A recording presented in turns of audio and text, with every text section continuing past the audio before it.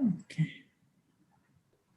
Okay, so let's go ahead and start with, for those who like to recite the Namo Tassa and the three refuges.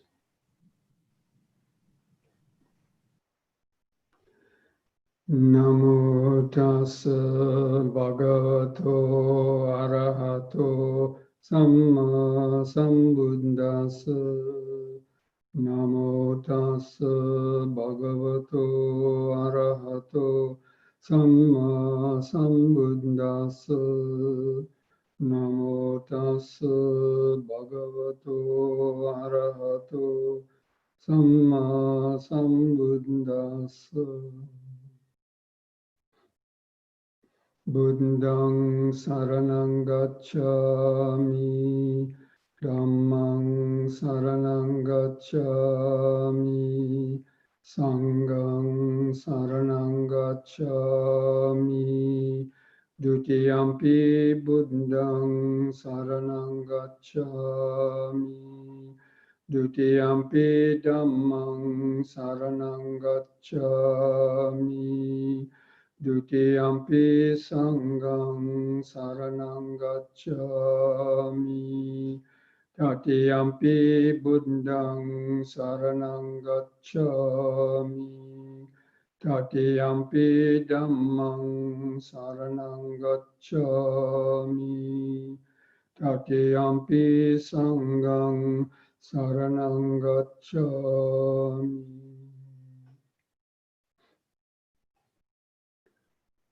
So I'll adjust my camera a little bit. Okay. Get the lion in there. So friends, welcome to this Wednesday evening Dhamma talk. And so the Sutta, excuse me, not the Dhamma talk, the Sutta class. So tonight's Sutta is the Ratthapala Sutta, number 82 in the Majjhima Nikaya. So I hope that some of you are able to read the link to that I sent out. Now this sutta may or may not be that delightful or to some people, especially lay people, but it's kind of a fun sutta, and basically it's about a young man who goes to hear teaching of the Buddha and then wants to become a monk. But his parents don't want to give him permission to become a monk. So he takes some interesting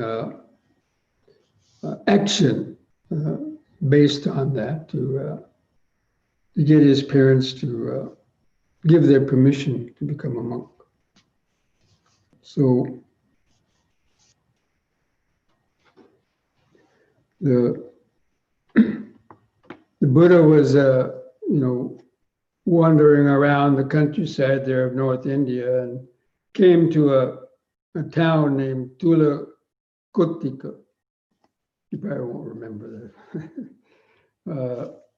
But the people there heard that, this recluse Gautama is calm and he has a good reputation, that he gives the standard kind of qualities of the Buddha.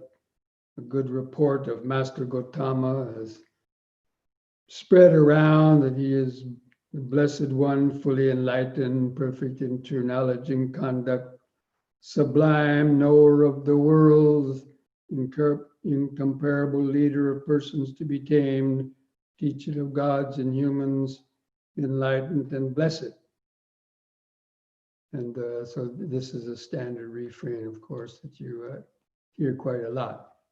Now, of course, somebody in this country, went to the Walmart or Home Depot and stood outside saying, oh, there's, somebody with these qualities have come, people probably would think the person's crazy, or, they probably wouldn't have much reaction. So anyway, so these Brahmins go to hear the Buddha give a discourse. And there was this one young man named Ratthapala. And he came from a good family. And he said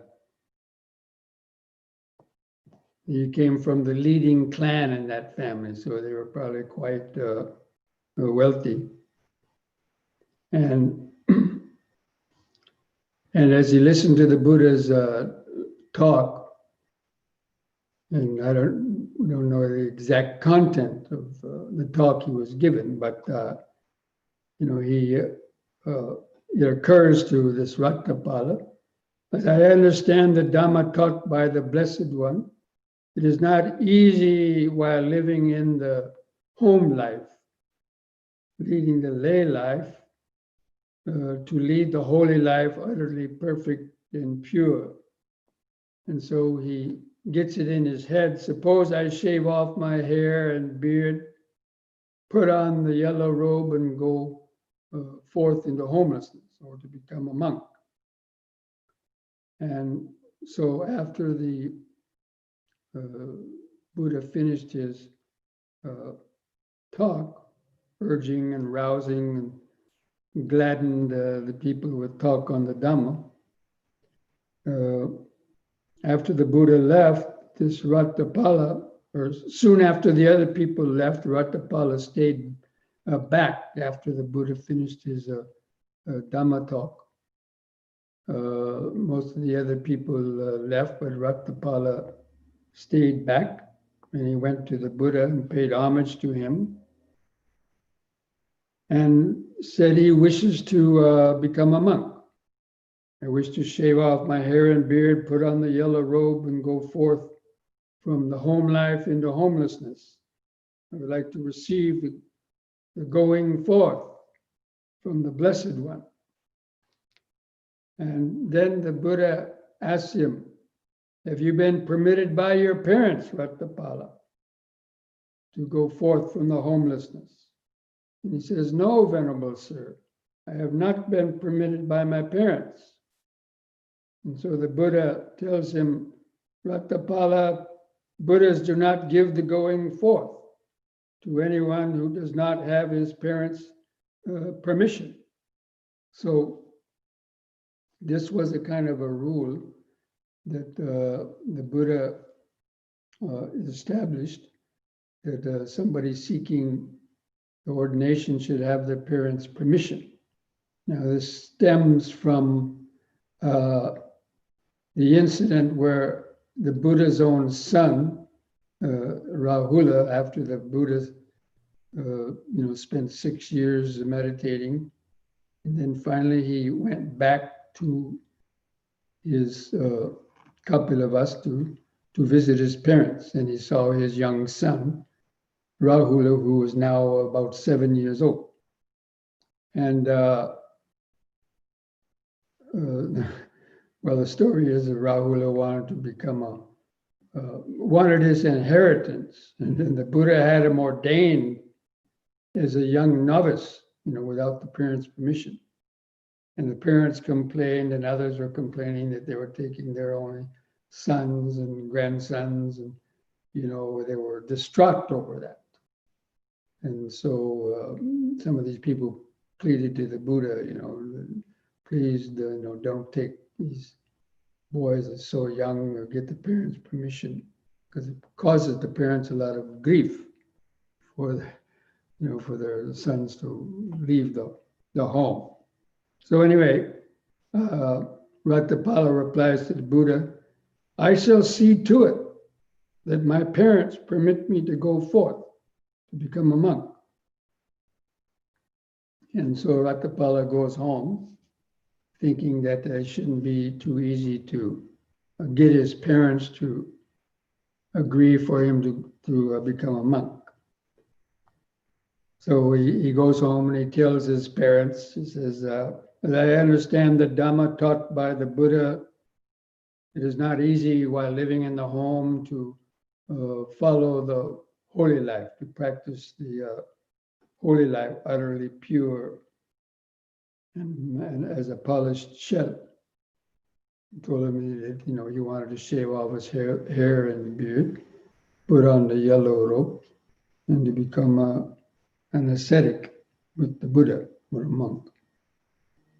And then his parents replied, "Dear Ratthapala, you are our only son, dear and beloved. You've been raised in comfort, brought up in comfort. You know nothing of suffering, dear Ratthapala. Even in case of your death, we would lose you unwillingly.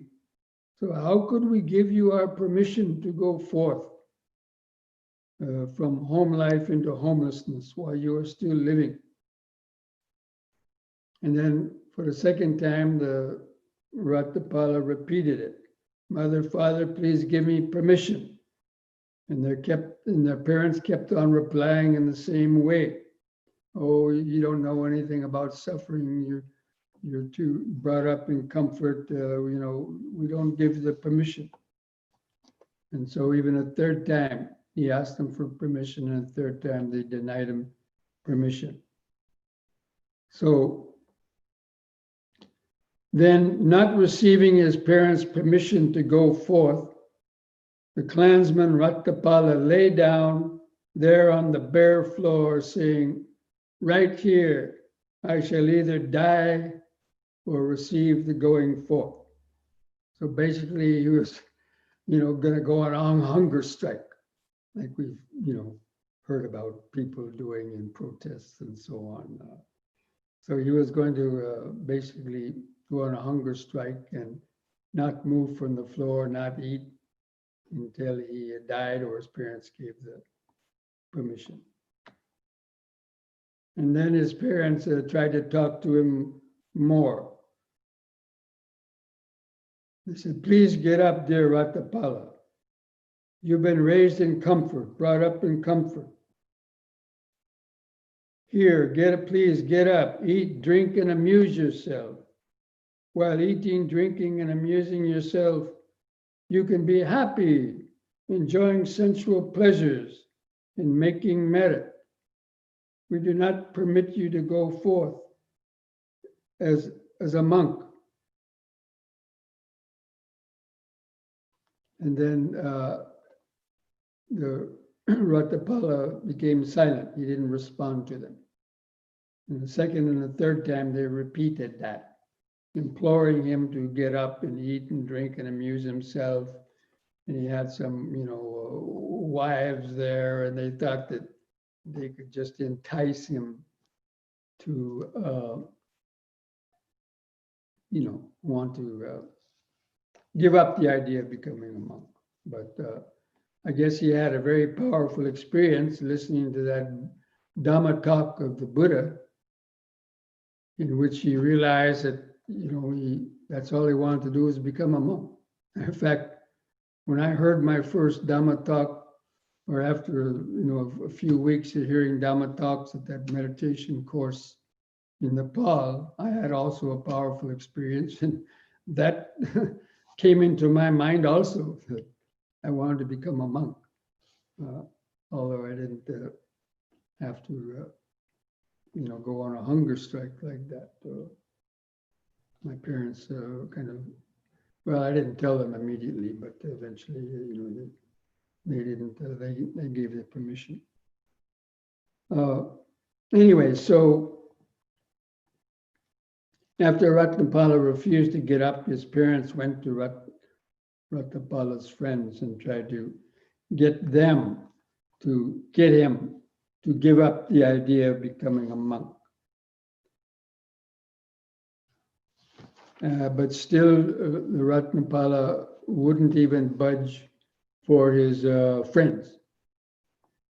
And for the second and the third time, they implored Ratthapala, please get up and amuse yourself. You have all these wives you can consort with and have a good life.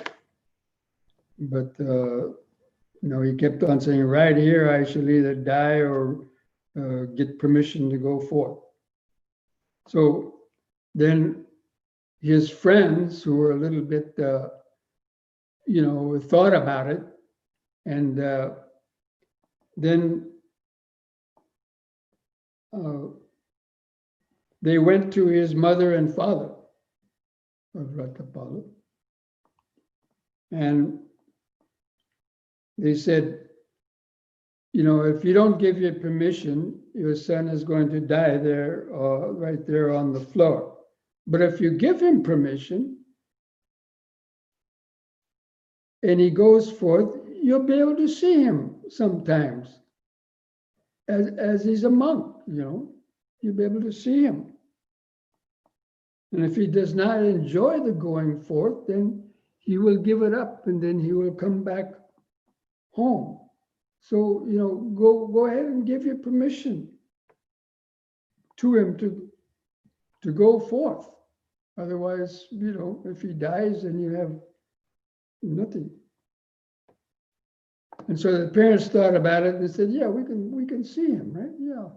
He becomes a monk, they go pindapata and go on alms round, and we can see him, and perhaps we can lure him back. He'll get tired of, being a monk or, the hardships of it, and, he'll give it up after a while. And maybe that's what my parents thought also, that I would give it up after a while.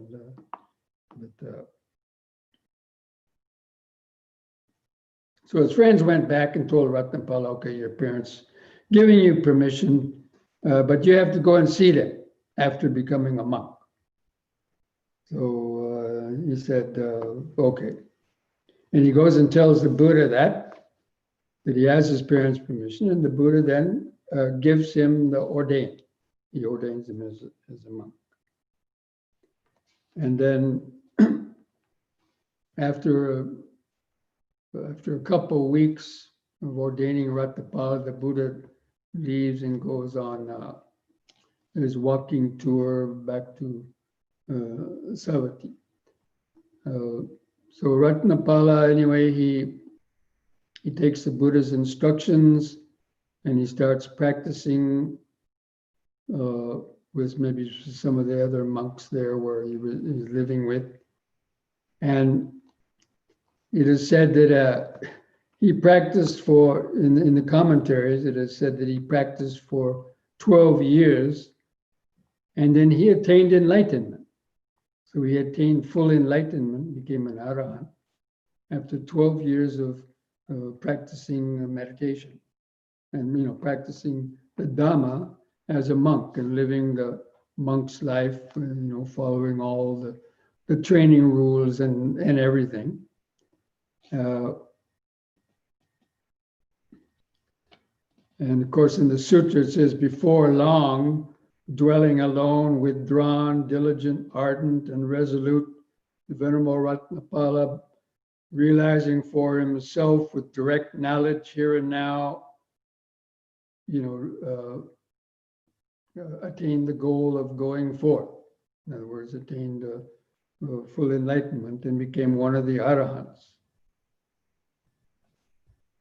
And although it says before long dwelling alone, but in the commentaries it said it took 12 years. And as we'll see a little bit later on, his parents didn't even recognize him when finally he did go to see them. So he went and told the Buddha,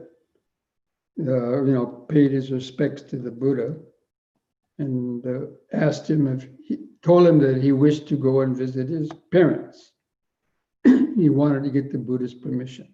So the Buddha, he could sort of read the mind of people. And so he realized, in the mind of Ratthapala that he had attained enlightenment, anara, which basically means that he's incapable of going back to the lay life, or incapable of giving up the training, or breaking any of the training rules, or you would not get tempted if you went back home and so on. So then the Ratthapala went wandering to visit with the intention of visiting his parents, who left the monastery, and wandered in stages, etc. It doesn't say how much time it took, but finally went to the town where the parents were living. And he went for his alms round through the village. And then while he was going on his alms round in that village of Tulakotika, he came to his own father's house. Now, this is interesting part. Now, at that time, Ratthapala's father was sitting in this central big hall of his house. He probably had a big house with a courtyard and so on, because he was a wealthy person in that leading clan. And so when he saw Ratthapala coming in the distance, of course, he didn't recognize him. He just saw a monk, a disciple of the Buddha, coming. And so he exclaimed, he saw them at a distance only. And he said, "Our only son, dear and beloved, was made to go forth by these bald-headed recluses." So he was speaking in a very derogatory term, seeing this monk coming for alms, not knowing it was his son, thinking, probably just it was some other, but saying, "Oh, these bald-headed recluses, they conned my son into becoming a monk." So he had some, disdain for them. And his father ordered his maidservant not to give any food to these recluses. And then the maidservant, it says a slave woman, the maid lady, was about to throw away some old porridge.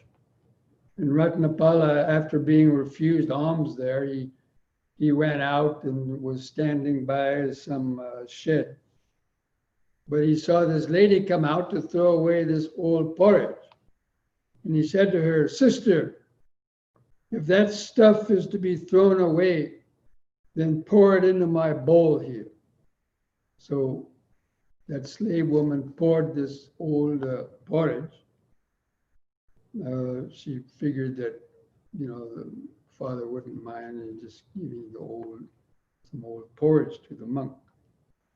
But then as she was doing that, she recognized the feet and the hands of this Ratthapala, whom she probably helped to raise, being a maidservant. She probably, spent a lot of time, with the boy Ratthapala when he was before becoming a monk. But somehow she recognized his feet and hands. Maybe they were,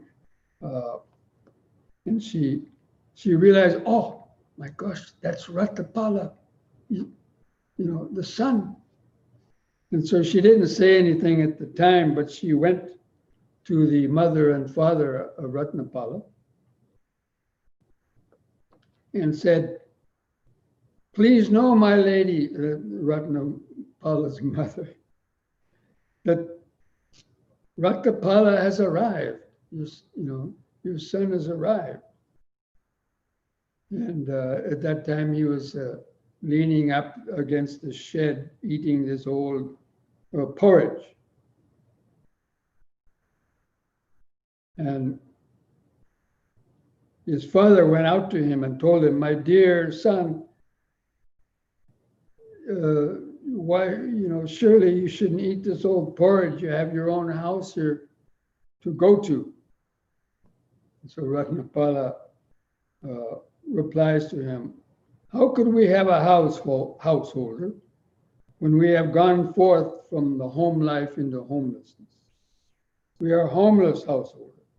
We went to your house, but we received neither alms nor a polite refusal there. Instead, we received only abuse. And then his father implores the Buddha, the Ratthapala, to come into the house for the meal. Ratthapala, I've just finished this porridge. That is enough for me today. So he refused to go into the house. But then his father says, please consent to accept tomorrow's meal. So Ratthapala kind of consented to come the next day, because he was probably following these ascetic practices that once you finish eating, you don't accept more food. So he had finished that old porridge. Probably it was enough for him. I mean, being an arhat, he could easily probably, go several days without eating much and not feel really hungry. But anyway, so his father was kind of elated that Ratthapala consented to coming for the next day's meal. So it says he went back, the father went to the house and had all gold coins made into a large heap in the house. And he told of Ratthapala's former wives, come, daughters-in-law, adorn yourselves with ornaments in the way Ratthapala found you, liked to see you the most, when he was younger. And so Ratthapala came the next day, and then Ratthapala, he takes Ratthapala into the house and shows them all the gold coins. He says, here, this is your fortune from your mother's side. This is the fortune from your father's side, and another from your ancestors. You can enjoy the wealth and make metta. So basically he was, he was trying to, con or tempt or coerce Ratthapala, thinking by showing him all this gold. And then he brought his wives out, and they clasped his feet and said to him, this is interesting. First of all, with the gold, he tells his father, householder, if you would follow my advice and have this pile of gold coins and bullion loaded onto carts and carried away to be dumped midstream in the river Ganges. Why is that? Because householder, on account of this, there will arise for you sorrow, lamentation, pain, grief, and despair on account of that money. And then the wives came and got down and clasped his feet. And then they asked him, what are they like, my Lord's son, the nymphs for whose sake you lead the holy life? So his former wives thought, maybe they heard it from somebody, that these monks, where they get psychic power, they can go up to the heavenly worlds and frolic or consort with nymphs and, heavenly female nymphs or whatever. They imagine that. And Ratthapala says, we do not lead the holy life for the sake of nymphs, sisters. He calls them sisters. And then they said, oh, our former husband, Ratthapala, calls us sisters. And they all cried. And it says right there they fainted because Ratthapala, called them sisters instead of called them, oh, my dears, or whatever. Then Ratthapala turned to his father and said, householder, if there's food to be given as a meal, give it. Do not harass us. So, his father was harassing him, trying to get him to give up the monk's life instead of, he invited him for a meal. He should have come. instead of harassing him and tempting him to give up the monk life, they should have given him the meal. So anyway, okay, this father then served Ratthapala with the food. Then after the meal, Ratthapala stood up and then he uttered these stanzas, this little poem. Behold a puppet here pranked out, probably, referring to his wives, or a body built up out of sores, sick, an object for concern, where no stability abides. Behold a figure here pranked out with jewelry and earrings too, a skeleton wrapped up in skin, made attractive by its clothes, its feet adorned with henna dye and powder smeared upon its face. It may beguile a fool, but not a seeker of the further shore, referring to himself. Its hair is dressed in 8-fold plaits and unguent smeared upon its eyes. It may beguile a fool, but not a seeker of the further shore.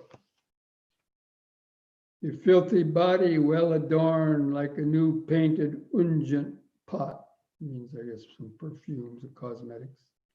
It may beguile a fool, but not a seeker of the further shore. The deer hunter set out the snare, but the deer did not spring the trap. We ate the bait and now depart, leaving the hunters to lament. So that's the last verse was referring to, his father setting out the snare to try to trap the monk to give up the monk life, but they ate the food and departed without getting trapped by the snare. So that was the poem. And then after that, he stood up and he left father's house, and he went back to the king's pleasure garden and sat down at the root of a tree for his afternoon meditation. And then the king, wasn't aware that Ratthapala was in the garden, and so he was about ready to go to the pleasure garden with his concubines and, a big picnic and to spend the day amusing himself in the pleasure garden. But then the gardener or the gamekeeper, maybe he was going hunting also, a hunting party. The gamekeeper saw Ratthapala sitting in the pleasure garden meditating. And he went and told the king, oh, this Ratthapala, the son of the leading clan in this same village, of whom you've always spoken highly, he's seated at the root of the tree meditating. And so the king tells the gamekeeper, okay, forget about this hunting party and give all the food away that you prepared, and we want to go out to see the Venerable Ratthapala. So we drove out and exchanged greetings to Ratthapala. And then the king said to Ratthapala, here's an elephant rug. Let Master Ratthapala be seated upon it. So the king wanted to give Ratthapala this elephant rug, thinking, oh, he would be, delighted to be able to sit on an elephant rug. Maybe it was better than a tiger skin or something. And Ratthapala replies, there's no need, great king, sit down. I am sitting on my own mat. And then the king sits down and has some discussion. Then the king tells Ratthapala, there are 4 kinds of loss for which people shave off their hair and beard and become an ascetic. So they think becoming ascetic was for people who experienced loss and there was no other recourse than to become a monk. So he says, what are the four? They are the loss through aging. So when people get old and their family kind of abandons them, then they figure, oh, I might as well become an ascetic. Or loss through sickness. Or loss of wealth and loss of relatives. If a person loses all of his wealth, they might say, oh, I might as well become a monk. Or all the relatives leave or die and so on, so they feel lonely, so maybe I'll become a monk then. And so he explains the meaning of this loss. I'm not going to read all that, because you can read it there for yourself. And so after explaining in detail what is the meaning of the loss through aging, the loss of sickness, the loss through wealth, and the loss of relatives, which are fairly explanatory. He says, these are the four kinds of loss, why people shave their hair and beard. But he says, Master Ratthapala, you have not had any of these kind of loss. So what have you known or seen that you have gone forth from the home life into homelessness? So, that's why a lot of people may become monks, because of having experienced those types of loss or hardships, but not for Ratthapala. And then Ratthapala tells the king, there are four summaries of the Dhamma that have been taught by the Blessed One, who knows and sees, accomplished and fully enlightened. Knowing and seeing these four summaries and hearing them, I went forth from the home life into homelessness. And then he explains what are these four summaries of Dhamma. Maybe this was the Dhamma talk that the Buddha was preaching when Ratthapala first went and heard that Dhamma talk when he was still a layperson.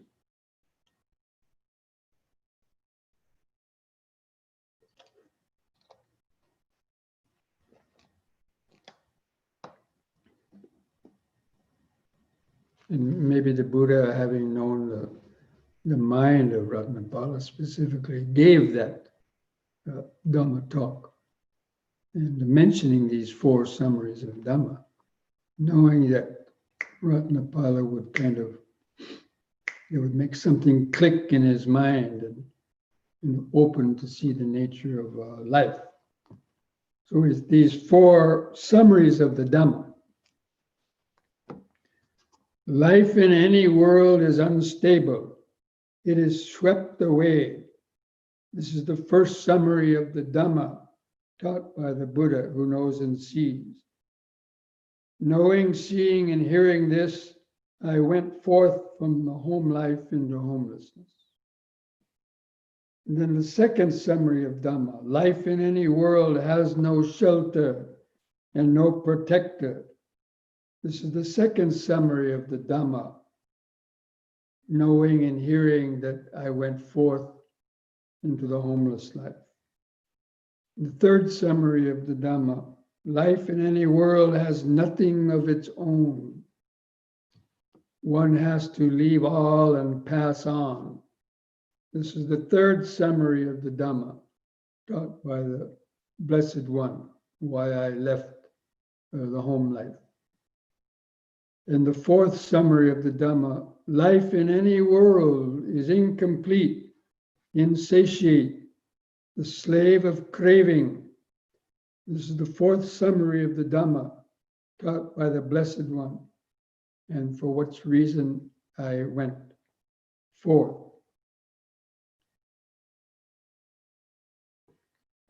And then the king, further says to Ratthapala, explain these four summaries to me. Life in any world is unstable. It is swept away. How should we understand these statements? And then, again, I'm not going to read all these summaries, but basically it's, you're young now, and you were young, you could do all these things, but now you're old and you can't do them. So that's the meaning. It's unstable and subject to change. And the king realizes, yeah, that's true. And then the same way with, you can't command others to do what you want, or especially when you're dying, your relatives can't do anything for you.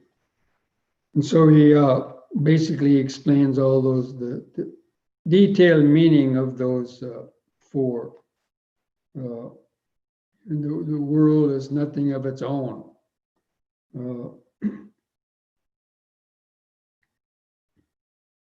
Life in any world is incomplete, a slave of craving. So he gives the example of the king who conquers, has more than enough wealth, for his village, but he's not satisfied with that. Kings always want to go out and conquer the neighboring places, and eventually want to conquer the world.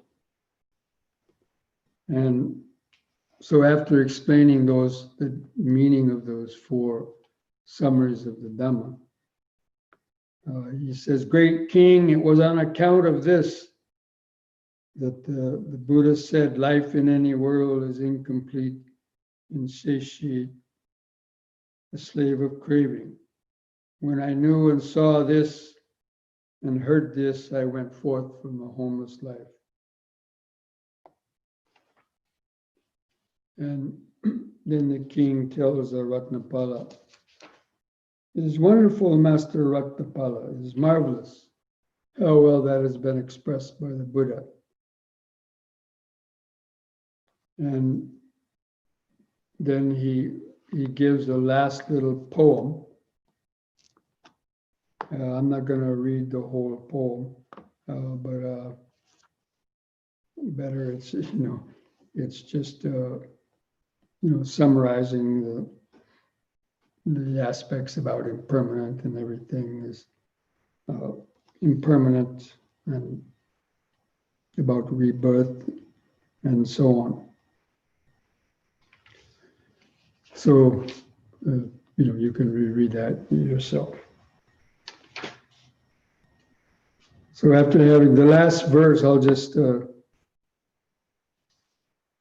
read the last two verses. Sensual pleasures, varied, sweet, delightful, in many different ways, disturb the mind. Seeing the danger in these sensual ties, I chose to lead the homeless life, O king.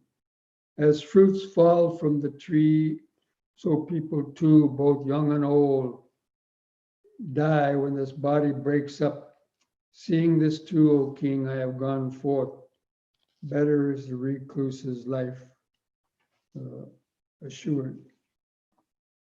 So that is the end of the sutta. And I in my own experience, that understanding of the Dhamma is probably what is the motivation why most people decide to become monks or nuns, that they get some profound insight into that, and that insight is more than enough, and also when they lead the life of a monk or a nun, sure, it may entail some what you could call hardships, but the benefits of it outweigh the difficulties of living on the lay life. Anyway, So that's the sutta. Now, if any of you have any questions about that, you can entertain some questions or try to answer them. I don't see any questions in the chat.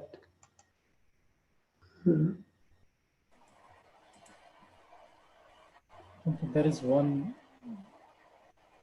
like, it's about the permission rule. Does it still apply? Is there any benefit to asking one's parents for permission? Comment. Yes. Well, there is a question, I think, when you become a monk, if they ask you that.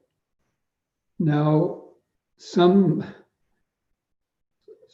people may not get the permission, but there's some loopholes that have been, I mean, I didn't get I told my parents I was becoming a monk. And my mother being an open-minded person, and the school teachers, and knew that I was, an adult, and I'd already been in the army for 3 years and all that. So she maybe didn't like it, but she couldn't, prevent me from doing that. So she said, I can't prevent you from doing that. She didn't specifically say I give permission, but she said, we can't prevent you from doing that if that's what you want to do. We'd rather you become a Christian priest or a monk, something like that, but because at that time they didn't understand really what Buddhism was very much. So, and especially it's true for novices, because the young boys, they take these young boys when they're just 7 to 10 years old out of the family. So that's a hardship for the parents if they only had like one son, especially in India, where the son was considered the most important kind of child to have and to carry on the name and all that. But I know some instances of some Western monks whose parents didn't really give the permission, but somehow they got around it. Or if the parents had died or they weren't around to ask them or so on, there was, anyways, somehow people have gotten around it. But most parents probably, hopefully it wouldn't come to the point of like going on a hunger strike to make the parents give the permission. But I mean, is there a benefit in asking the parents? Because to respect the parents, right? On one hand, your parents brought you up and sacrificed 20 years or more of their life and giving you the things you needed to, grow up. And so out of respect for them, it's, I guess considered a plight to get their permission, just out of the respect for them. Now, if they didn't give the permission, then, then that's another thing. But not if they were old. I know there's some instances where people, the parents can take care of themselves. Like in my case, my parents could take care of themselves. They weren't that old yet, and they weren't sick or anything. So there was nothing really that I should, any kind of duty in that way that I should not become a monk. And then later, of course, they got to accept the idea. So initially, they weren't very thrilled about it, but I did go and visit them later, and I made a point to visit them from time to time. So they were, kind of satisfied with that. And they had my brother who had a family, and and so on. So they got grandkids and all that kind of thing. So, and I suppose the same is for some others too. But it's out of respect for them that, you should at least tell them that one's going to do that sort of thing.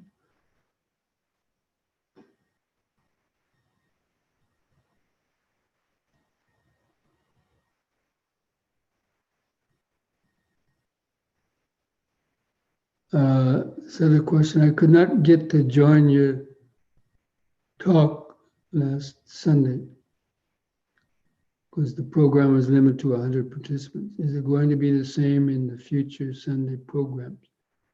Well, yeah, that Zoom, the organization who organized that, they have the Zoom plan that only allows for 100 participants. So there were some people who couldn't, got turned away.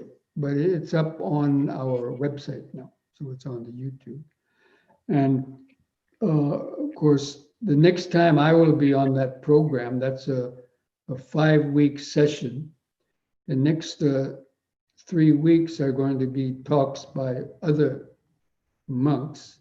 The same link and idea is going to be hold for those other sessions. And you can, if you care to, I'm not going to be on those programs, but you can, if you want to, try to get on. But I think it's first come, first serve. But on the November, I think it's 6th, they're going to have the panel discussion, the 5th and last week of that series in honor of the memory of Venerable Jnanadeepa on Satipatthana. There's going to be a panel discussion with all the speakers who have given the Sunday talk. So I'll be participating in that on that Sunday morning. It would be again 8 o'clock USA time on November 6th. But I'll make an announcement about that again, remind people about it. It's a Sunday. I believe it's November 6th. So I'm not going to be posting those other 5 sessions because I'm not going to be on those sessions. But others, as I mentioned, if you still have that link, then save that link, go back in your email, find the one from last week, and it'll be the same one at the same time in USA time, 1 p.m. in England. So if you want to listen to those, and I encourage you to, then, but I'm not going to post them, those other, except maybe the panel discussion that I'm going to participate in. We probably might post that one.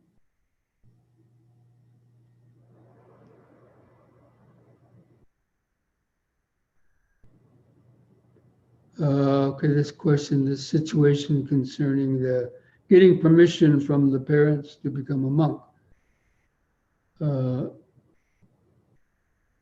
highlights the problems associated with ancient customs and applying them to the modern days. Is it important for us to adhere to older traditions and customs, or should Buddhism modify its practices for modern times, like monks handling money or driving cars? Yeah, that, that learning how to adapt the ancient customs and traditions to modern life is challenging. But if there are quite a number of monastic groups, especially in Thailand and others, if they have the proper support, that the monks can follow most of those rules about not using money and not driving cars and follow most of those rules. Okay, if they have the proper support. If the problem is when a monk starts kind of living sort of by themselves, that then they have to make some compromises perhaps in some of those traditions. So, but that is the challenge of for monastics living in the Western countries where they don't always have that support, and they have to adapt, not wanting to be a burden to, the lay people and so on. So, so they have to adapt some of the rules, but hopefully not to the point of, causing their monk life or their practice of the meditation to, go downhill because of that.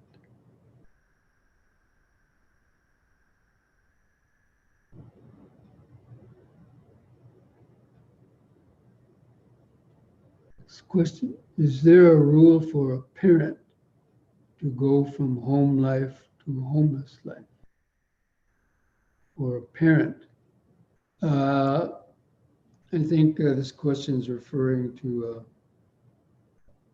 in India, where there was a tradition that when especially the man, when they reach older age and the family is taken care of and they retire, that they become a sannyasi or become a mendicant. So maybe you're referring to that old tradition nowadays in India. I'm sure that's not followed. It is by some, perhaps, but in the Dhamma, in the Buddhist tradition, no, there's no rule for a parent to become a homeless person. That's strictly a personal thing. It's not, not everybody's cut out for it. Okay, so that looks like that's most of these chats. So, does anybody have any other questions that they would just like to ask? You can unmute yourself.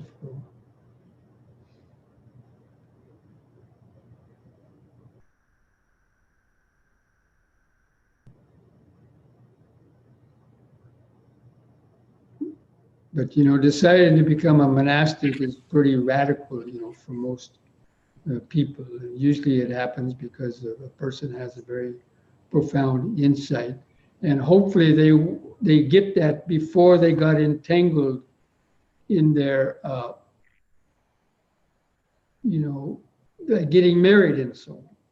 So like we've had an instance where when I was living at the Bhavana Society, where some young guy would come and they were married and they wanted to become a monk. And Bhante and myself, I said, no, that's not a good thing. Don't abandon your wife or kids to become a monk. Now, of course, the Buddha did that, so to speak. He had the child was born and his wife was there, but he left them. But they were well cared for. They weren't left to fend for themselves and to become a hardship. But if people have those karmic responsibilities of having already been married with kids, they can't just shirk that responsibility and kind of run away from it, thinking they're going to hide in the monastery now, because their mind, wouldn't allow them, wouldn't allow them to settle down and be peaceful. They'd always be worrying about that, or some person leaves their wife and they want to go in the monastery, but they're supposed to pay alimony or child support. They're trying to hide from that. No, that doesn't work. So it's only people who don't have too many encumbrances. That becoming a monk is not going to hurt anybody else. Fortunately, in my case, that was the reason. I mean, it was easy for me because I didn't have anything really to tie me down, or anybody who's really going to care much about, except of course my parents, rather than me become a Christian priest, but they got over it. So anyway, people shouldn't take this example of Ratthapala to leave their responsibilities and so on. but it does come from a deep, profound experience. And so for the lay people today, if you've already gotten involved in lay life, and family life, then the best thing is to practice the Dhamma, and perhaps maybe in the next life, having fulfilled your family obligations and done that, been there, done that, right? Married with kids and all that.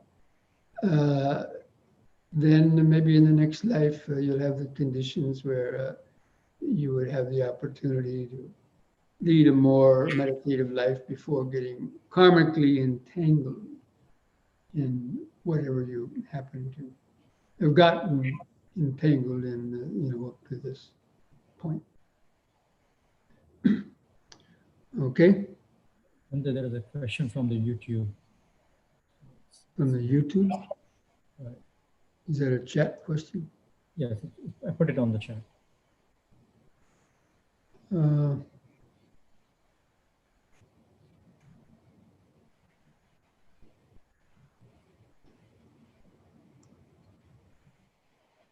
If we are aspiring to become a monastic, is contemplating the suffering nature of desire the most beneficial? Or is being elated and inspired by Dhamma talks the best? Well, of course, the Dhamma talks are based on the nature of suffering. So, in the nature of greed, hatred, and delusion, and we can see that in our own mind. So, but yeah, contemplating the nature of being a slave to sensual desires, just as was in the verse that Ratthapala had recited to the king, that sensual desires are insatiable, and there's a never end to greed and desire. And for many people, it winds up, causing them suffering or at least disappointment and unfulfillment, and causes them to do unskillful things. So contemplating that, yes, that's all what the Dhamma is about. And so, yes, contemplating the Four Noble Truths, that is, from the Buddhist point of view, that is the way to, is the most beneficial for that. And then again, as I mentioned, if you're already karmically entangled that you can't really get out of, and you're already middle-aged or older age, and there's, or when you retire, then you can try not to finish your entanglements. And when you're, the kids have gone out of the house and this and that, then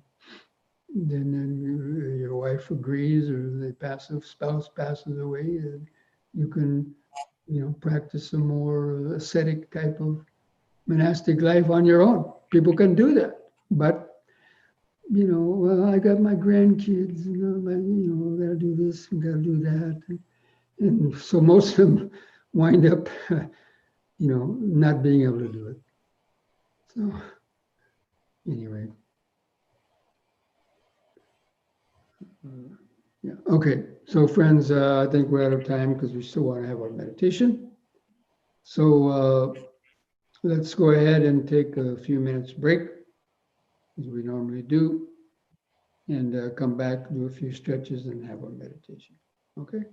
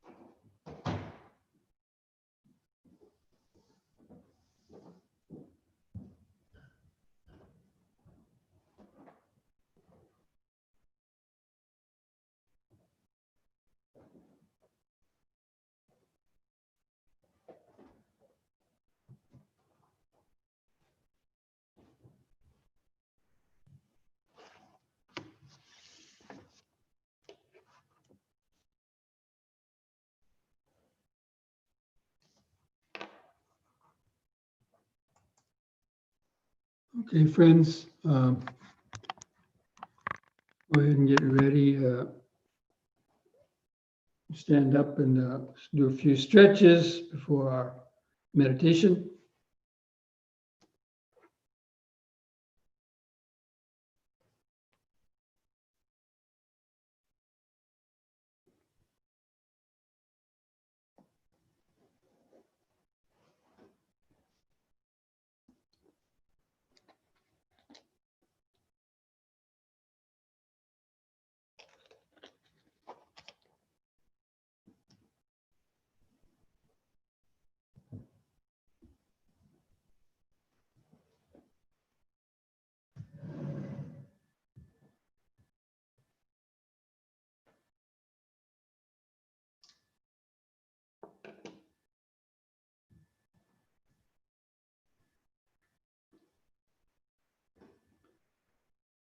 So just stand straight, relax your shoulders, arms, hands at the side. Feel your feet pressing the floor. Sort of mentally feel the outline of the standing body, and then begin some three-part breathing or deep, slow breathing, drawing the air from the lower lungs up through the middle to the upper part of the chest. Feel that expansion in the upper chest. Hold the air a few moments and feel the relaxing contraction of the out breath. Just take a couple more breaths like that, getting the mind to become centered in the body. Just breathing in, letting go of the past and future. Breathing out, standing here and now.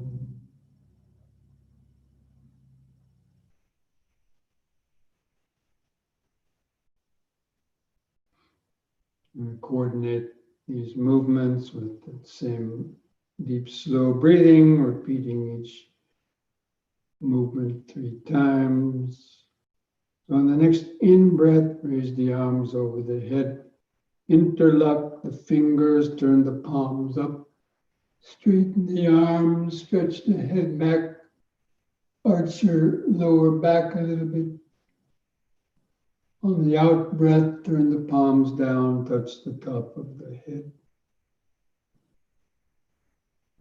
Again, the in-breath, palms up, straighten the arms, stretch the head back, arch the spine. Out breath, touch the head. Once more, in breath, third time, hold that upward stretch longer. Bend back a little more. Feel the sensation. And release the fingers. The out breath, arms back to the sides. Relax. Gently close the eyes. Just feel the feet pressing the floor. Feel the arms and hands at the sides. Feel the increased tingling sensations or pulsations in your hands and fingers.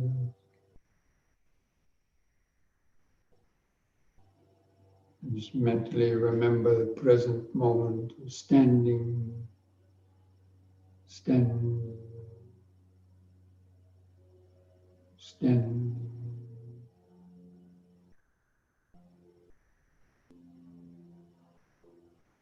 And with the next in-breath, push up on the toes and raise the arms over the head in this way, facing the palms toward each other about 6 inches apart, and stretch up. Out breath, bring the arms back down to the sides, and the heels to the floor. Use the breath to help lift and lower the body. In breath.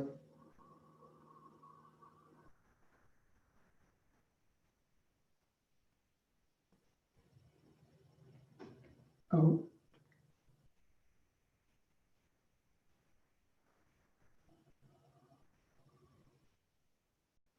Once more in.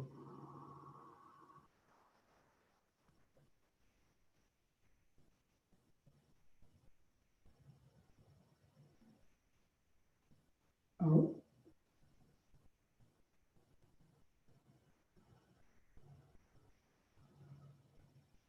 Relax.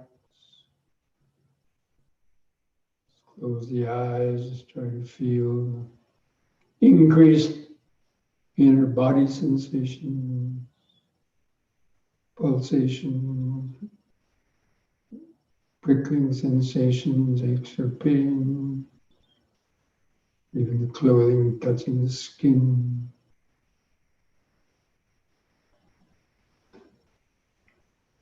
Just remember standing, standing.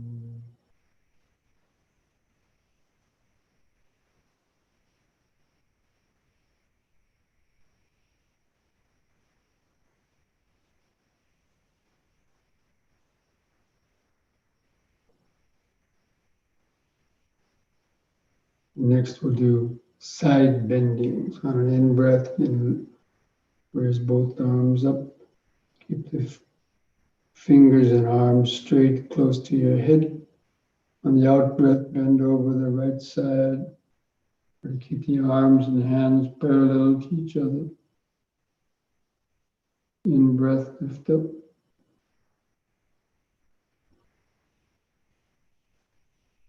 And the other side, out-breath.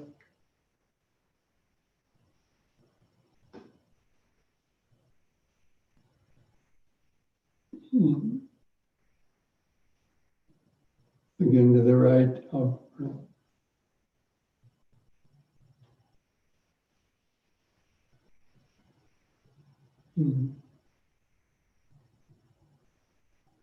Out.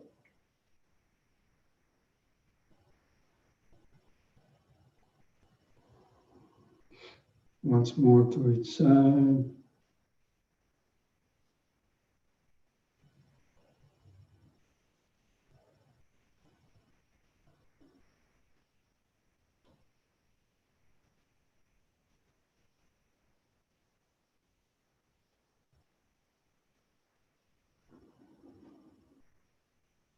The out-breath, lower the arms. Just relax. Gently close the eyes. Keep the mind centered in the body. Just feeling increased sensation, life force vibration. Just remember the present moment of standing, standing, standing.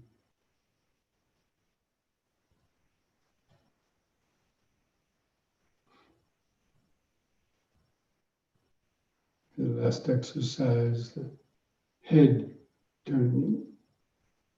On an in-breath, turn the head to the right. Try to look over your right shoulder. Turn your eyes to the right. Look at some spot behind you. On the out-breath, turn the head 180 degrees back to the left. Look over the left shoulder. Turn the eyes to the left. In-breath back to the right. Concentrate into the neck vertebrae.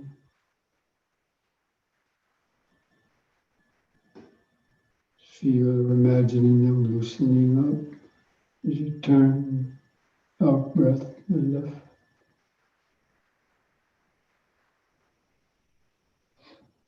Once more to each side.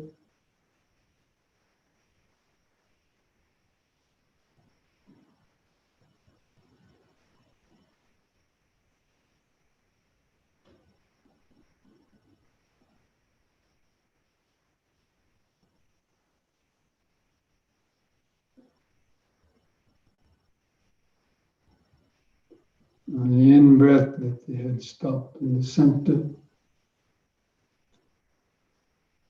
Relax, feel the whole body vibrating, pulsating, activated life force.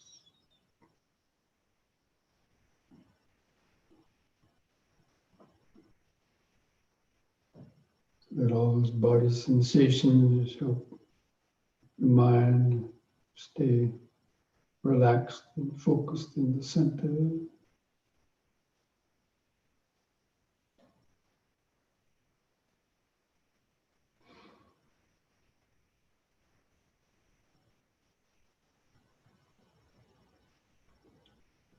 Okay, so go ahead and get ready for the sitting meditation.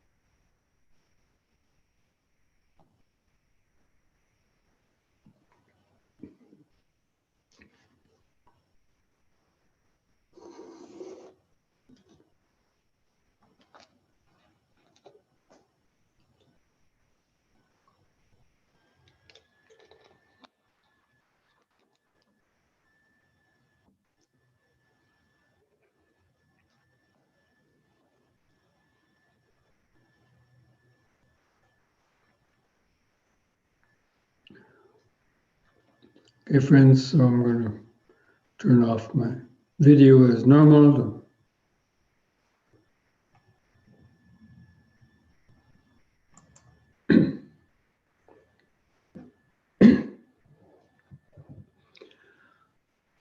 Now let's try to sit straight, keeping the back and the head in a straight line.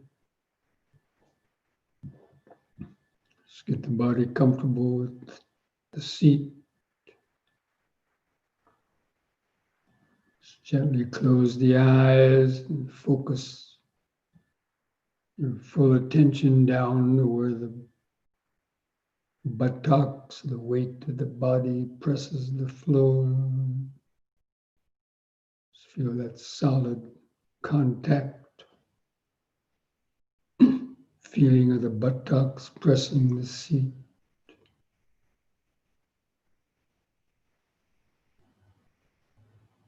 You try to feel your right and left buttock.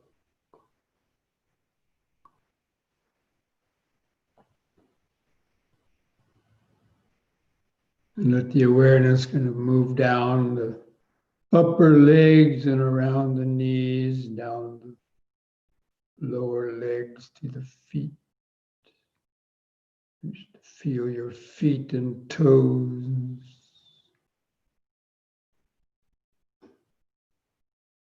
Feel when the socks touch the skin of the feet.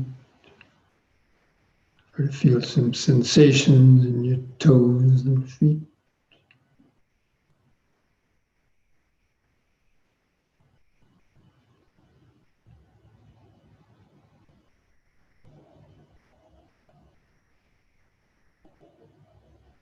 And now move the attention up to feel your hands and fingers. Where they touch together or where they touch your legs. Just feel those sensations, subtle pulsations, sensations in your hands and fingers. Try to notice the outline of your thumbs and fingers, where they touch each other.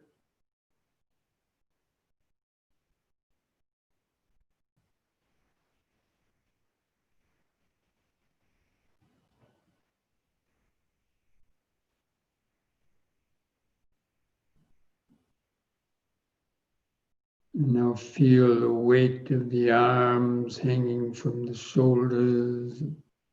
Relax the shoulders. Feel the sensations of the clothing rubbing against the skin of the shoulders, the arms of the chest. And see how many different little sensations you can notice.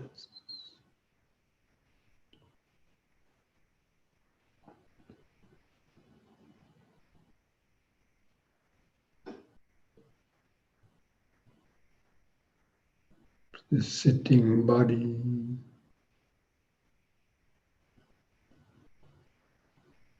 Now feel the head balanced on top of the neck.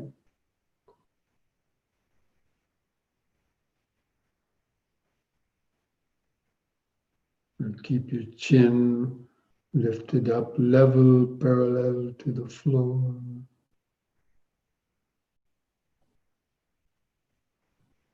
And feel your face. Feel some sensations on your face. Prickling sensations. And the feeling of the tightness of the skin stretched over the skull.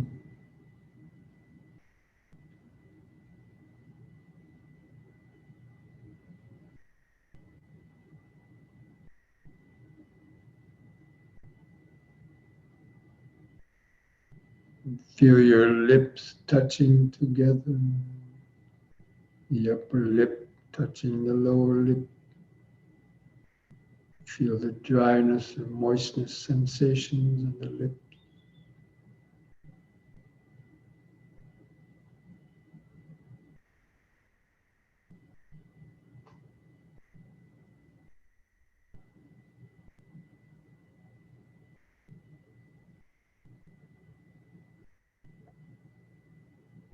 And feel the tongue laying in the mouth.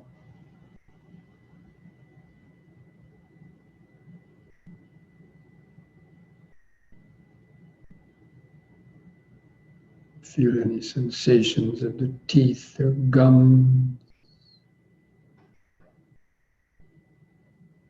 or even the saliva laying in the mouth.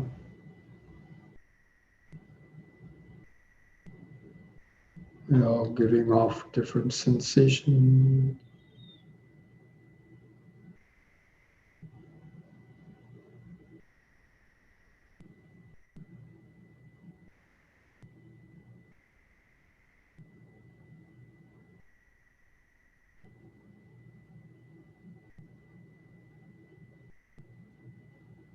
And now to feel the outer nose.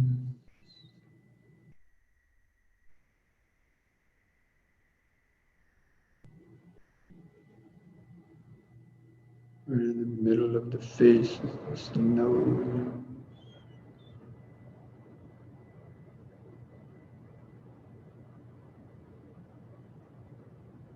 And take a few deep, slow breaths to feel the air moving through the nostrils. You might even hear the sound.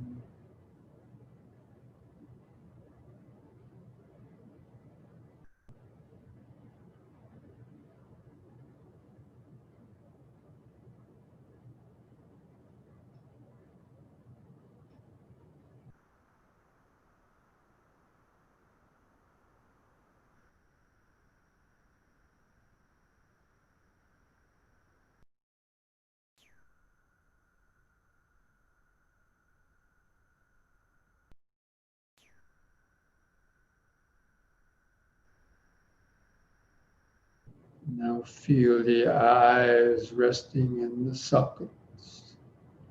And the eyelids stretched over the eyeball.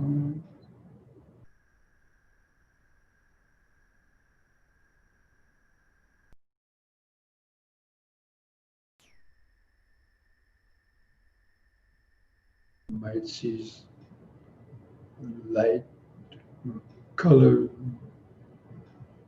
some pattern.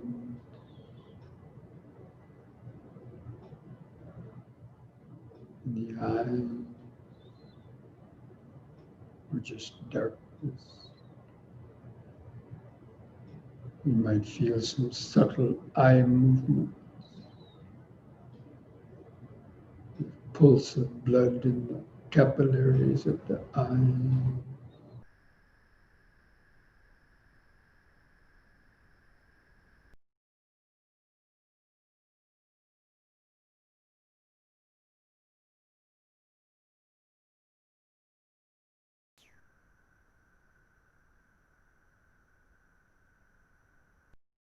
If you're well concentrated, you might hear inner sounds,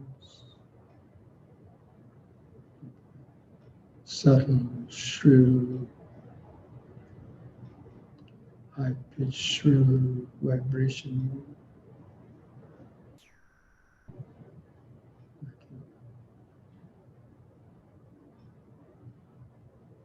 Electric wires, high voltage electric wires, sound.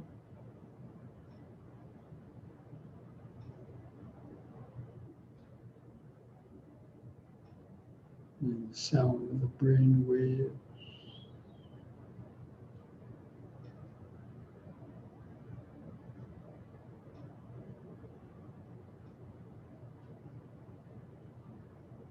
And from this point behind the eyes, let the awareness expand a little bit.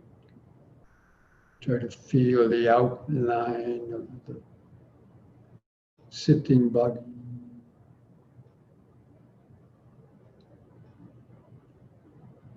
See if you can notice the sensations of the buttocks and feet underneath, the hands and arms at the side, the head balanced on the top, the touch of clothing in different places. Should be able to kind of just feel that whole body awareness.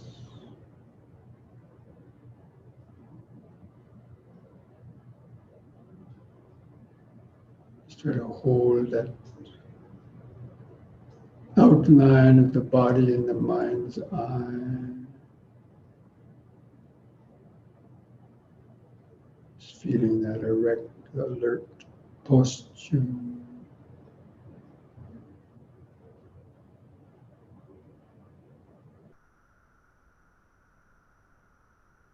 And just know that you're sitting. Just remember sitting, sitting, sitting.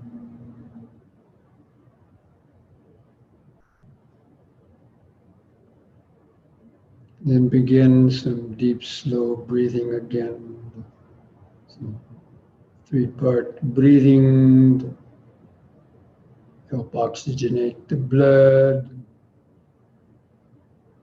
help stay grounded, centered in the body.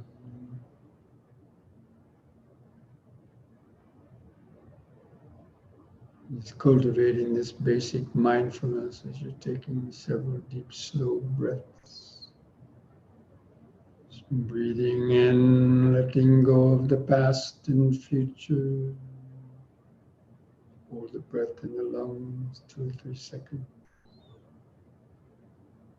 Breathing out, sitting here and now.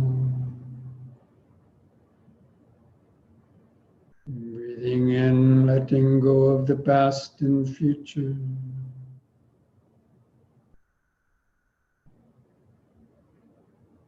Breathing out, sitting here and now.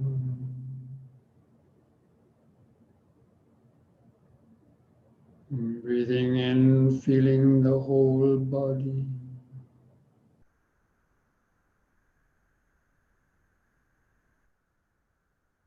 Breathing out, feeling the whole body.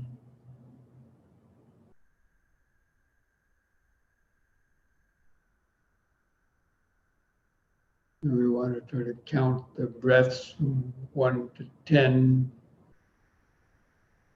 develop a deeper concentration.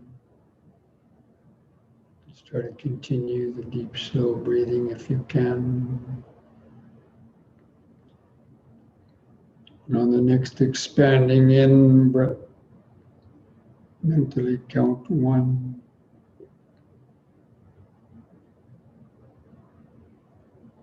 With the contracting out breath, also count 1.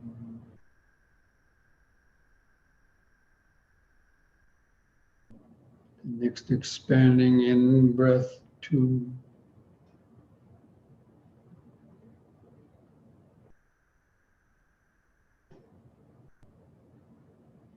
Contracting out breath, 2.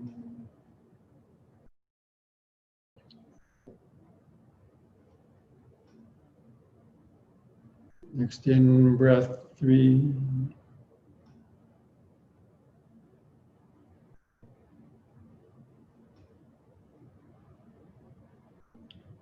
Out breath, 3.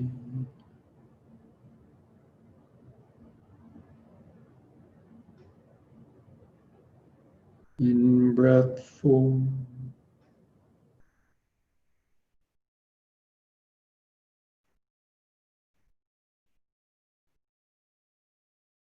Out breath, 4.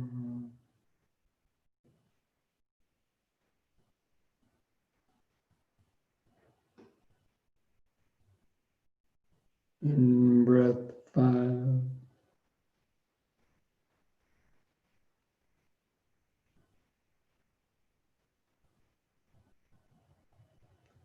Out breath, 5.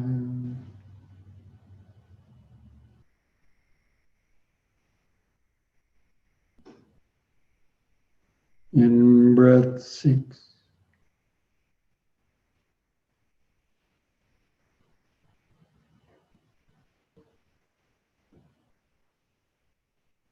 Out breath, 6.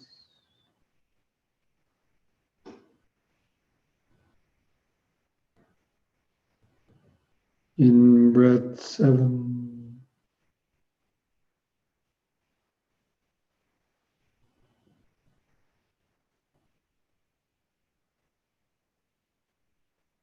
Out breath, 7.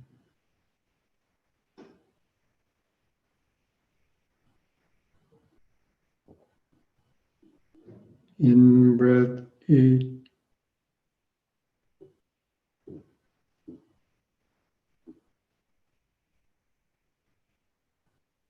Out breath, 8.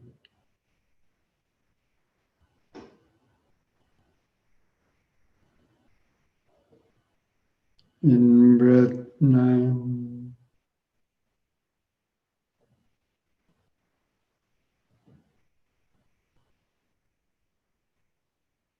Out breath, 9.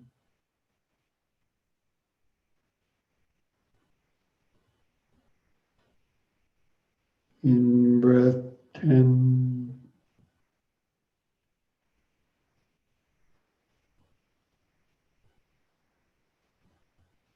Out breath, 10. And discontinue the counting. Discontinue any controlled breathing. Let the breathing return to its uncontrolled rhythm. Shorter breath.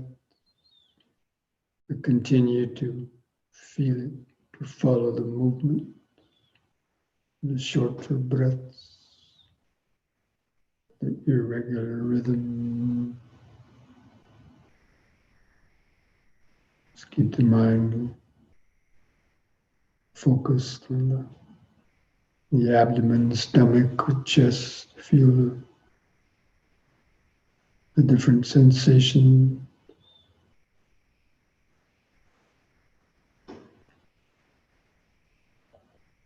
And just simply know when the breath is coming in,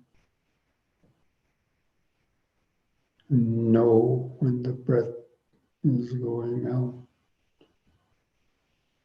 You know it by feeling it, feeling the sensation.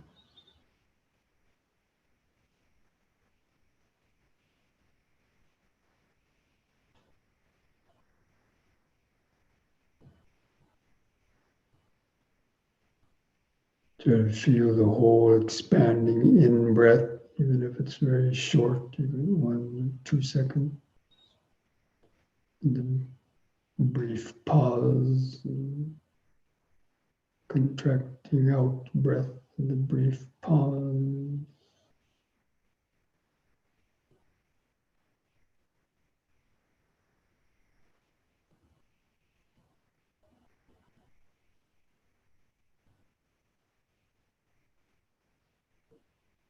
Try to just simply remember just breathing in, sitting,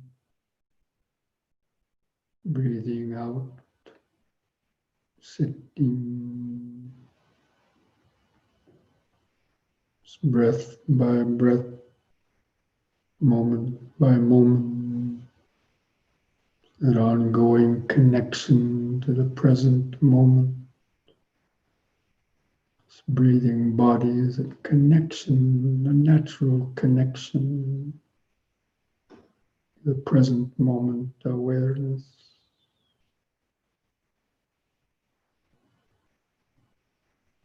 Breathing in, sitting, breathing out, sitting.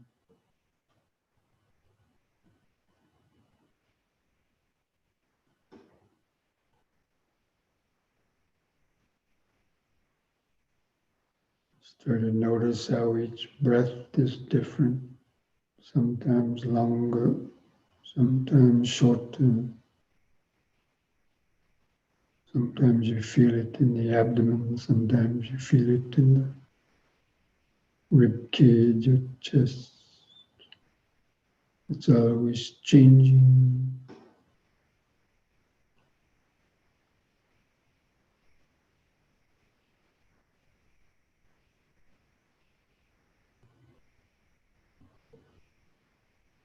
Just make the changing conditions of the breathing, the changing sensations of the breathing your main focus. Concentrated awareness.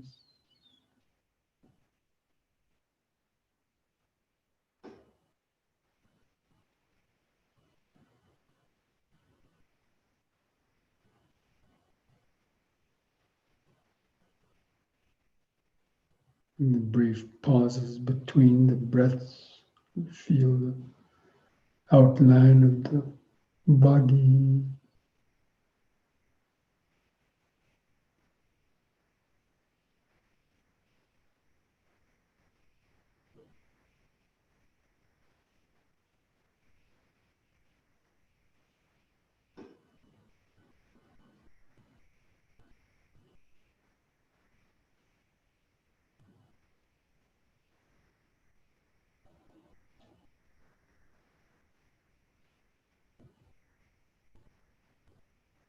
But at the same time, be alert for thoughts sneaking up into the mind or any of the other hindrances.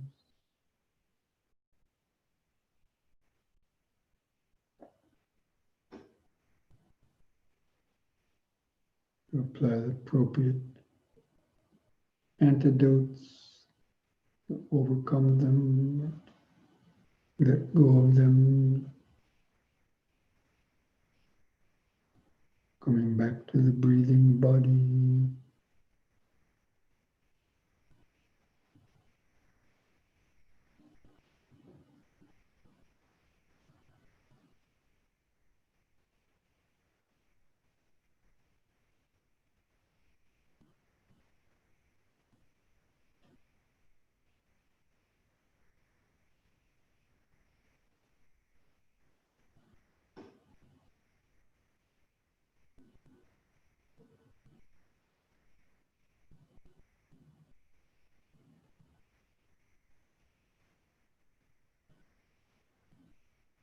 Just contemplating this, the body in the body.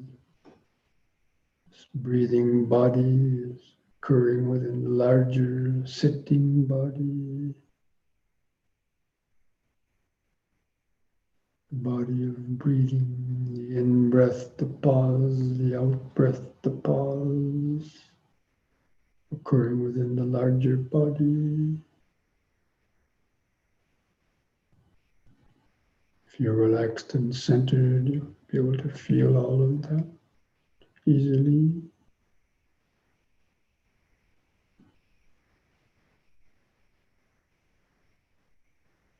Especially with each out breath, just feel the body and mind relaxing more and more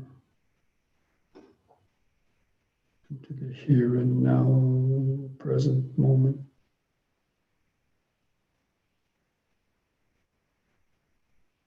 Centered in the breathing body.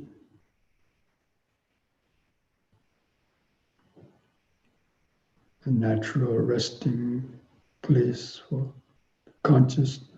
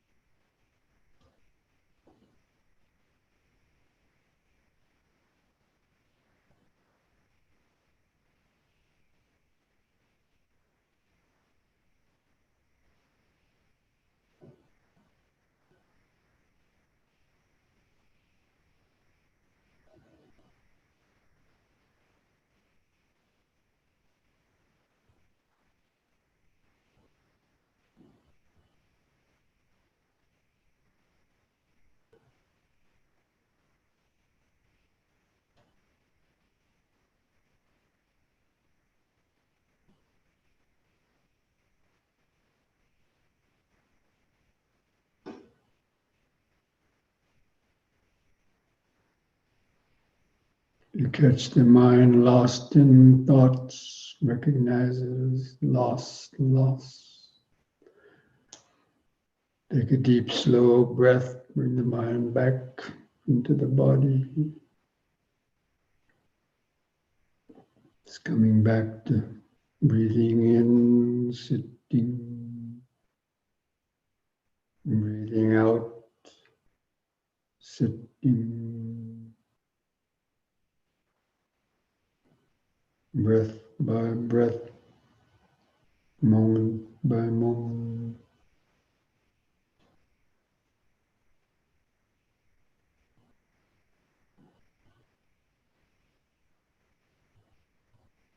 Just be alert and feel any other sensations that are coming and going in the larger body. And the sensations of breathing going on there in the middle. But around them, other sensations on their arms or head or legs or feet can also be noticed. Aches or pain, prickling sensations, stinging or biting sensations.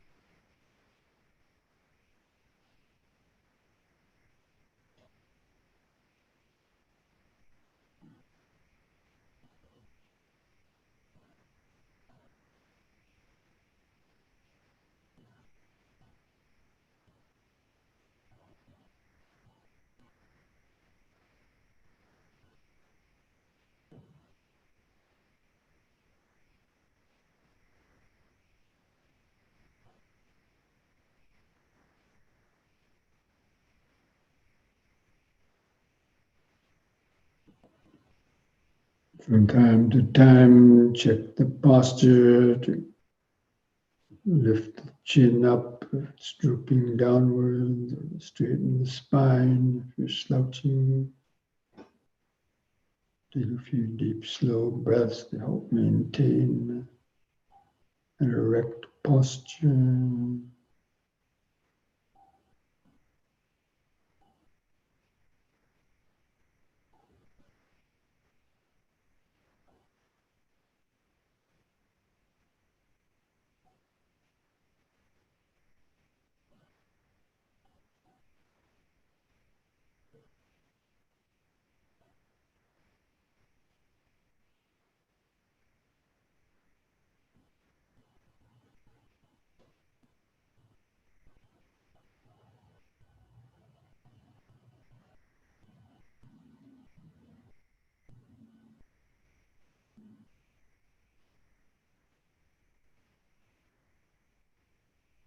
The mind is well concentrated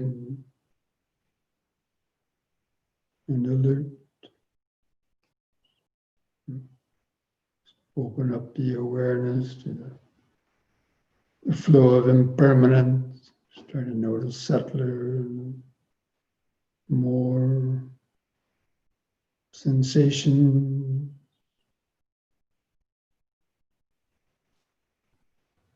rising and vanishing through the body, the flow of impermanence.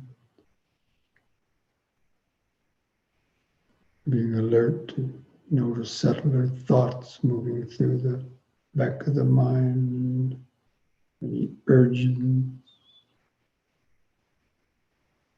wanting.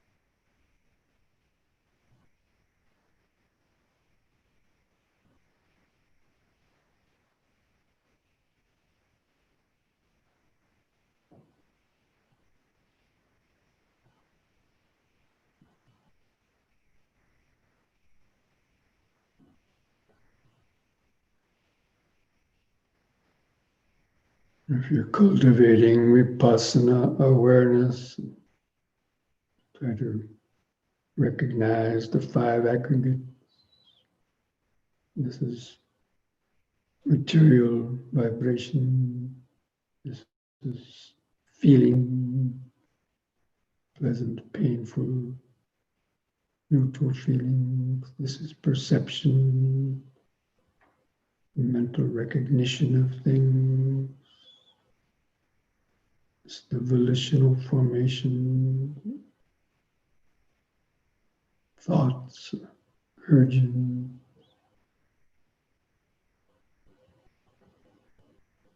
This is the ego consciousness, feeling of I, me, or mine.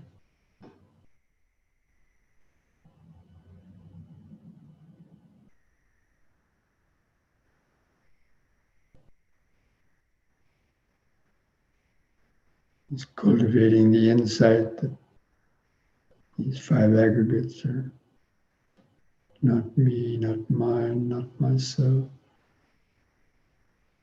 They're just conditioned phenomena,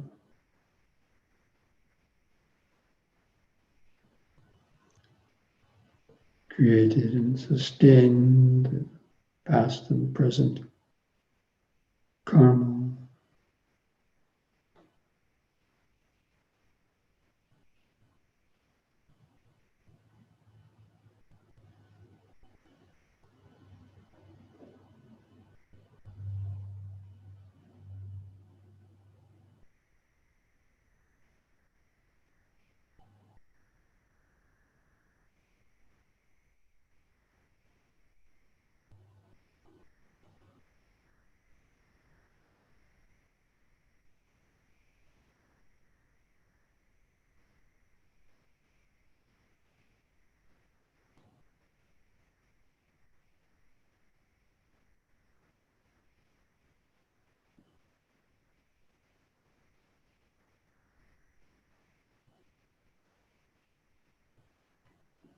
Just notice how quickly so many different sensations, aggregates are arising and vanishing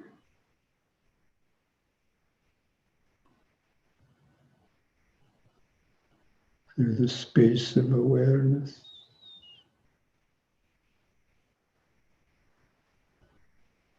Cultivating detached, onlooking awareness. The five aggregate body, mind, and process.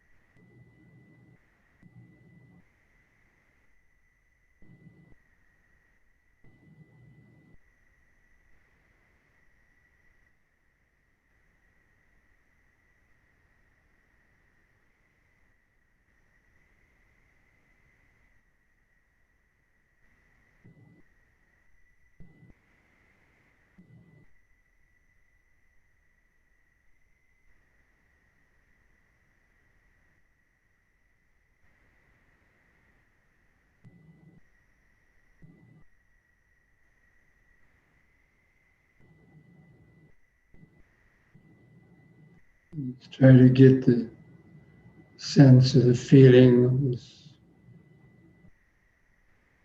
body and mind being like an empty house with nobody home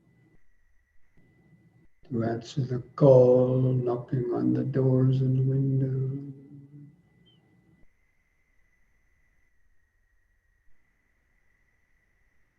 There's a sensitive microphone in the house, the knowing awareness.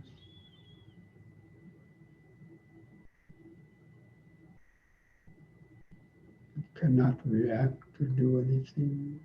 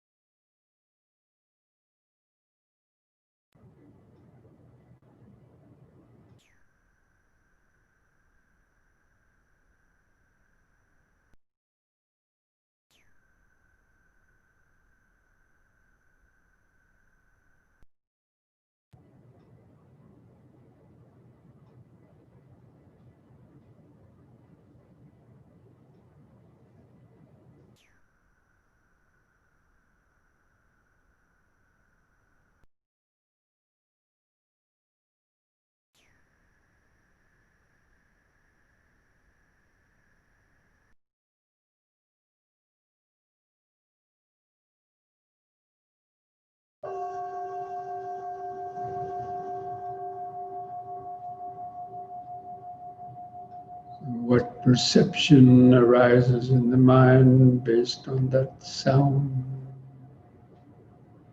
dependent on contact arises, feeling, perception.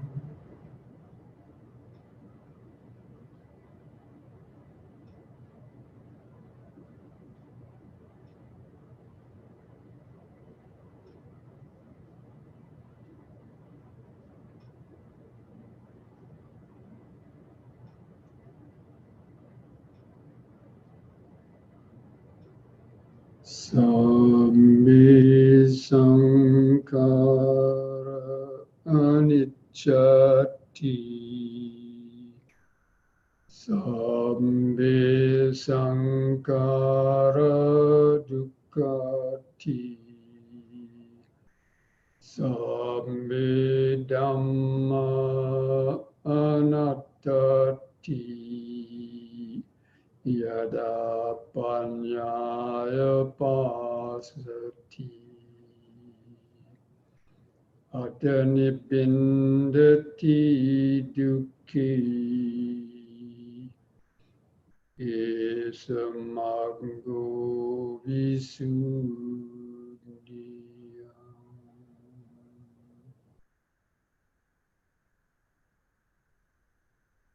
All conditioned things, the five aggregates of this body, mind, and world are impermanent.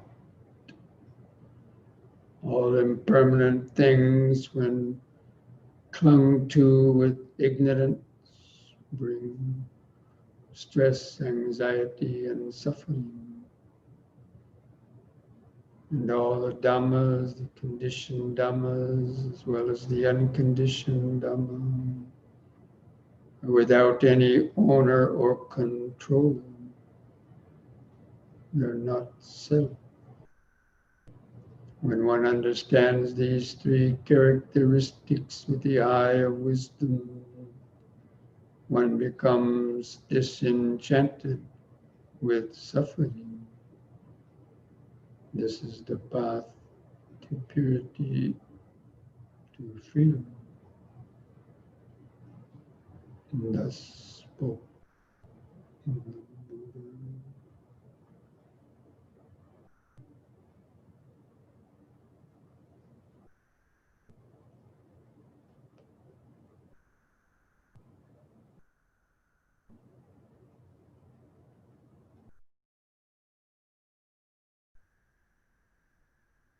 Now spend the last couple minutes of the meditation sending out thought vibrations of friendliness and best wishes toward our own five aggregate body and mind, as well as all other beings.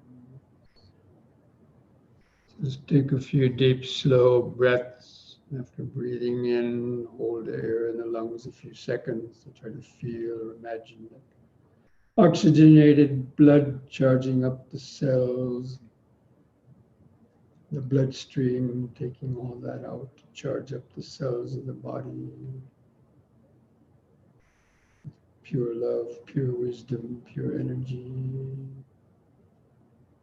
On the out breath, imagine the body and mind relaxing into the present moment. So with each out in breath, holding in the breath, imagine that oxygenated blood like metta going out to all the cells of the nervous system, charging them with pure love, pure wisdom, pure energy.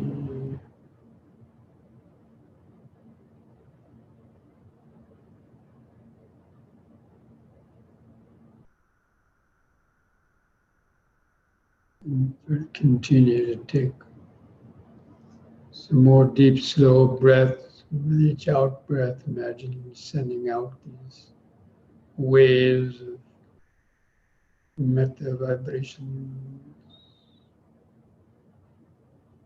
sending it to your parents, or other family members, relatives, friends. If you know somebody that's suffering in one way or another, near death or some sickness. We have COVID virus. Imagine holding in the breath, imagine these waves of pure love, wisdom, energy permeating the bodies and mind, soothing the pains of the suffering.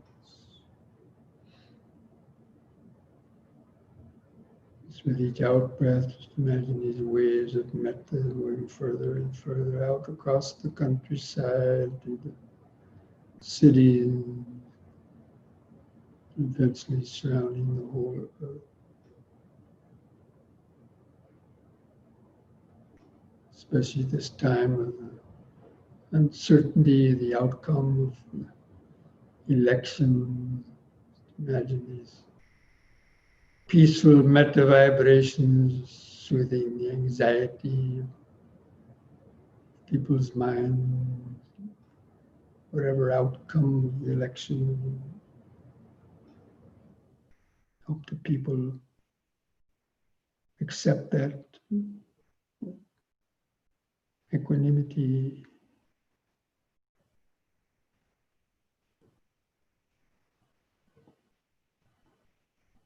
The idea that may all beings be well, peaceful and wise. May all beings be free from greed, hatred, fear, and ignorance. May all beings have the patience, strength, mindfulness, and wisdom to meet and overcome all difficulties in life.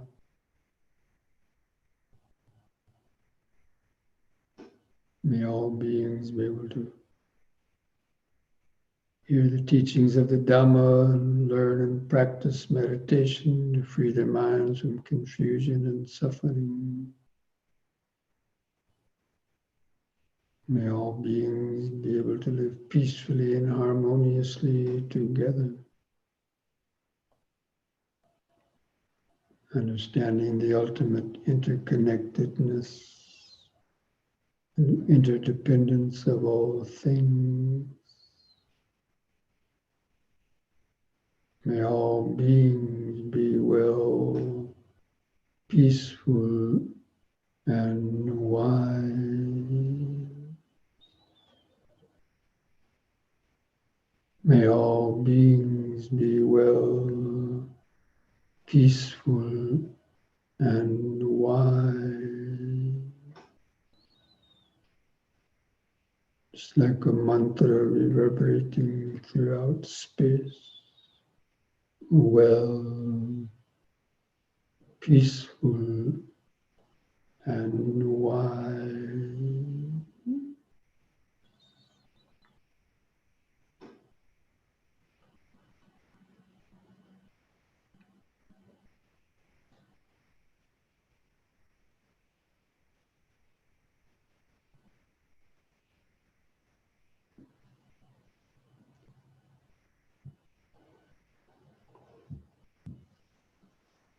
Okay, finish the meditation. Invite you to join in chanting sadhu 3 times slowly, chanting on a long out breath.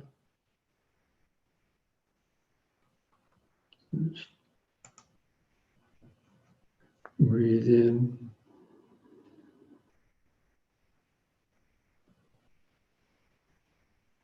Sadhu.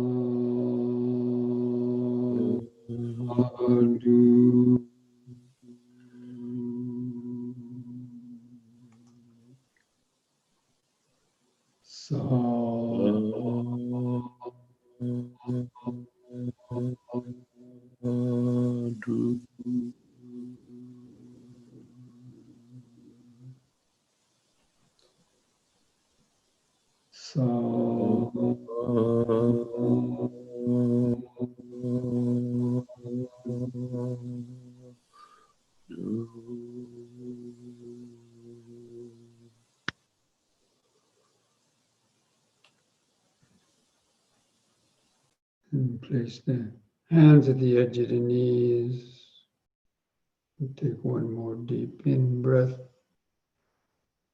And stretch the head back and pull the hands against the knees. Arch the lower spine. Hold it a few moments.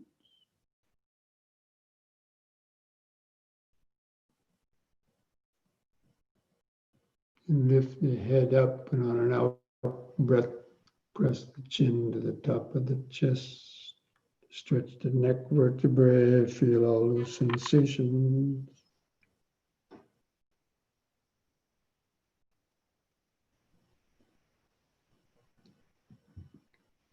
And lift the chin up level on the in breath. And relax on the out breath. Put a smile on your face.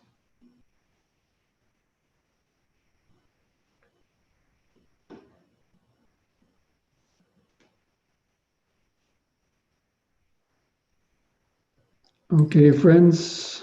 So that brings our evening to an end. And wish you all the best in this next week.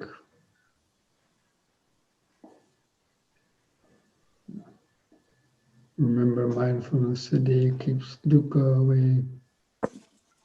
Thank you, Bhante. Thank you, Bhante. You're welcome, and whatever the outcome of the election is, try to notice yourself getting upset, just remember the Dhamma, take a couple deep breaths, to kind of calm your nervous system. Thank you, Bhante. Thank you.